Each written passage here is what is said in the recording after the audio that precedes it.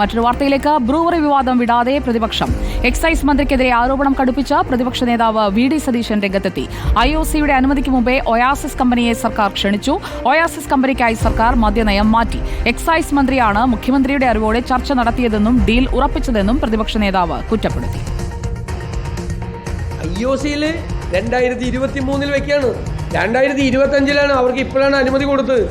അതിനു മുമ്പേ തന്നെ കമ്പനി IOCയുടെ അപേക്ഷയിൽ 2023 അപേക്ഷയിൽ കേരളത്തിൽ തുടങ്ങാൻ ആര് തീരുമാനിച്ചെന്ന്. അപ്പോൾ ഇതെല്ലാം ഗൂഢാലോചനയും അഴിമതിയാണ്.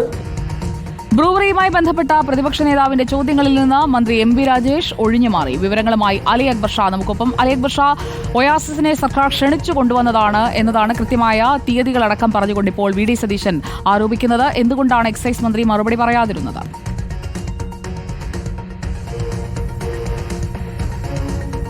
സുജയ, ബ്രൂവറി വിവാദം ആളിക്കത്തുകയാണ്, ആരോപണങ്ങൾ രൂക്ഷമാക്കുകയാണ് പ്രതിപക്ഷം. ഇതുമായി ബന്ധപ്പെട്ട് ഇന്ന് മന്ത്രി MP രാജേഷിനെതിരെ പ്രതിപക്ഷ നേതാവ് അതിരൂക്ഷമായ വിമർശനങ്ങളാണ് നടത്തിയത്.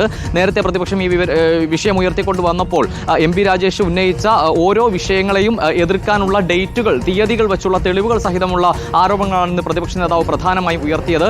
MP രാജേഷ് പറഞ്ഞത് കേന്ദ്ര സർക്കാർ സ്ഥാപനമായ IOCയുടെ അനുമതി ലഭിച്ചതിന് ശേഷമാണ് ഈ രീതിയിൽ ഒയാസിസ് കമ്പനിക്ക് ഇവിടെ പ്രവർത്തിക്കാനുള്ള അനുമതി നൽകിയതെന്നാണ്. പക്ഷേ അതിനെ തിരുത്തിക്കൊണ്ട് ഈ ഒയാസിസിന് ഈ കേരളത്തിലേക്ക് ക്ഷണം സംസ്ഥാന സർക്കാർ നടത്തുമ്പോൾ IOCയുടെ അനുമതി ഒയാസിസിന് ഇല്ല എന്ന് തെളിവ് സഹിതമാണെന്ന് പ്രതിപക്ഷ നേതാവ് ഈ MP രാജേഷിന്റെ വാദത്തെ ഗണ്ണിക്കുന്ന നിലയിലുള്ള ആരോപണം ഉയർത്തിക്കൊണ്ട് വന്നിരിക്കുന്നത്.